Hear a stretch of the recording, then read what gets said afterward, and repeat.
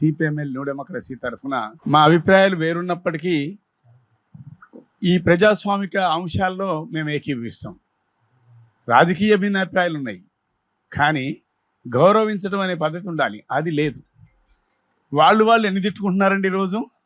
బండ తిట్లు తిట్టుకుంటున్నారు కదా. మరి అలాంటి వాళ్ళకి కనీసమైన ఇంగితం ఉందా ఇలా మాట్లాడటానికి?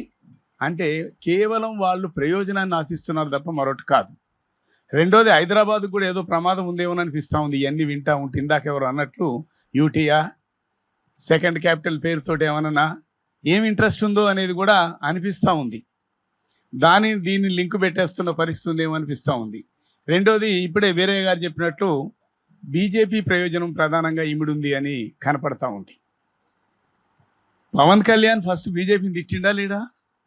తర్వాత ఏం చేసిండు? ఇప్పుడేం మాట్లాడుతున్నారు? ఆయన కళాకారుడుగా పోని, ఆయన కళ ఎట్లా ఉండని ఏదనుండి, సినిమా నచ్చిని నచ్చపోని చాలామంది గౌరవిస్తాం పోని, ఆయన ఒక సినిమా యాక్టర్ అని.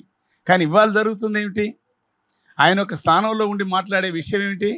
అక్కడ కొబ్బరి చెట్లు ఇక్కడ వాళ్ళ కళ్ళ దిష్టి వల్ల దా కాలిపోయినాయి అట. రాజోలు కొబ్బరి చెట్లు కాలిపోయినాయి అంటే అర్థమేమన్నా ఉందా? అంటే ఎటు తీసిపోదలుచుకున్నారు దీన్ని? ఏం మాట్లాడదలుచుకున్నారు దీన్ని? తెలంగాణ ఉద్యమంలో మేమందరం భాగస్వామ్యమే. ఏమన్నాం ఆ రోజు మేము? నీళ్లు నిధులు నియామకాల్లో మోసం జరుగుతూ ఉంది, చెప్పిన 6 అంశాలు అమలు జరపలేదు. ఐక్యమైన తర్వాత ఈ తెలంగాణకు వచ్చిన ఇబ్బందులు ఇవి, వీటిని తొలగించాలనే డిమాండ్ కోసమే మేము బలపరిచినాం. కానీ తెలంగాణ వచ్చిన తర్వాత కూడా అదే కొనసాగుతుంది, అది వేరే విషయం. అయినప్పటికీ మరి నాగేశ్వరరావు గారి మీద ఇప్పుడు ఏంది? పవన్ కళ్యాణ్ స్వయంగా ఓకే వదిలేయండి అన్నాడు. మరి వదిలేయమన్న తర్వాత ఎందుకు కేసులు ఉన్నాయి? వదిలేయమన్న తర్వాత ఎందుకు ట్రోలింగ్ జరుగుతుంది? వదిలేయమన్న తర్వాత ఇంత చర్చ ఎందుకు జరుగుతుంది? దీని వెనక ఏమిటి అనే విషయాన్ని ఇప్పుడే వీరయ్య గారు చెప్పినట్టు ఆ ముఖ్యమంత్రి గారు సలహా ఇస్తున్నారు ఇక్కడికి. మరి ఆయన మనిషికి ఎందుకు సలహా ఇచ్చలేదు? ఆయన సహచర ఉప ముఖ్యమంత్రికి ఎందుకు సలహా ఇవ్వలేదు?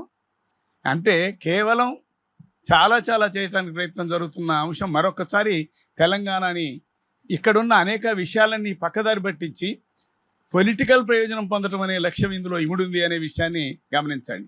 నాగేశ్వరరావు గారు భయపడేటోడేం కాదు, ఆయన అనేక అనుభవాలు ఉన్నవాడే.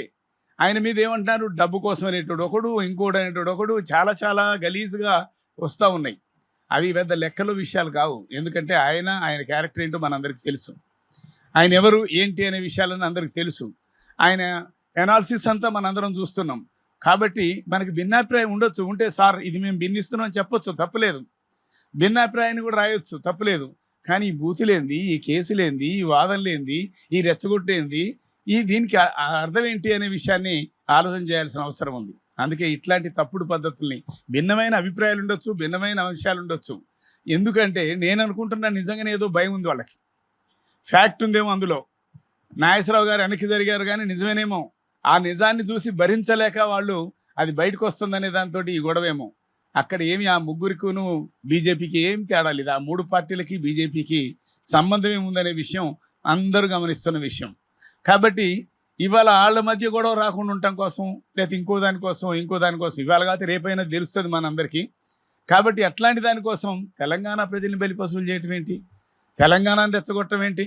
వచ్చి పోటీ చేస్తా ఎవడడం అంటే ఎవడన్నా వద్దనడా? నేను పోయినసారి పోటీ చేయలే, ఎన్ని ఓట్లు వచ్చినాయో చూడలేదా? 5,000 ఓట్లు వచ్చినాయి కదా, తెలుసు కదా, ఈ పక్కనే చేశారు కదా. మరి అట్లా ఇవాళ కొత్తగా వచ్చి పోటీ చేసేదని చెయ్యి, ఎవరు వద్దన్నారు? ఏం చేస్తావో చేసుకో, కానీ అనవసరమైన రెచ్చగొట్టుడు, అనవసరమైన కేసులు, అనవసరమైన అప్రజాస్వామిక పద్ధతులు, ఇవన్నిటిని కూడా సీరియస్గా మనందరం ఖండించాల్సిన అవసరం ఉంది. ఇందాకనే మన పెద్దలు చెప్పినట్టు దీనికి ఇప్పటికైనా పులి స్టాప్ పెట్టండి అని మనం డిమాండ్ చేస్తూ ఉన్నాం. జాగీరా భోగీరా అంటే అవును జాగీరే అని కొందరు అంటూనే ఉంటాం. అవును మా జాగీరే, మేమే పుట్టినాం, మేమే పెరిగినాం, ఇక్కడే ఉన్నాం అంటున్నారు. అంతలో నిన్న ఎవరు అంటున్నారు, ఆయన విద్యాశాఖ మంత్రి, అక్కడ విద్యాశాఖ మంత్రి చాలా గొప్పోడు, ఇక్కడేం లేడని మాట్లాడారు. నిజమే, ఆయన ఇక్కడికి వస్తాడా? ఆయన ఇక్కడే పుట్టిండు పెరిగిండట, చంద్రబాబు గారి కొడుకు. కాబట్టి ఇక్కడికి రావాలా? ఏందా మాటలు, ఏందా చర్చలు, ఏందా అంశాలు? అర్థం లేని విషయాలన్నీ ఈరోజు వస్తూ ఉన్న అంశాలు ఉన్నాయి. అందుకే వీటన్నిటిని కూడా తీవ్రంగా ఖండిస్తూ ఇప్పటికైనా ఇట్లాంటి తప్పుడు పద్ధతులు మానేసి కేసుల్ని అన్కండిషనల్గా ఎత్తేసుకొని అనవసరమైన చర్చకి తావీయకుండా ఉండాలని మేము డిమాండ్ చేస్తూ ఉన్నాం. ఇక్కడికి వచ్చిన మిత్రులందరం కోరుకునేది అదే, అనవసరమైన చర్చకు పోవద్దు. ప్రజాస్వామికయుతంగా రాజకీయ విషయాలు మాట్లాడుకోవచ్చు. అవి వదిలేసి ఇంకో పద్ధతి అనుసరించడం సరికాదనే విషయాన్ని తెలియజేస్తూ అవకాశం ఇచ్చిన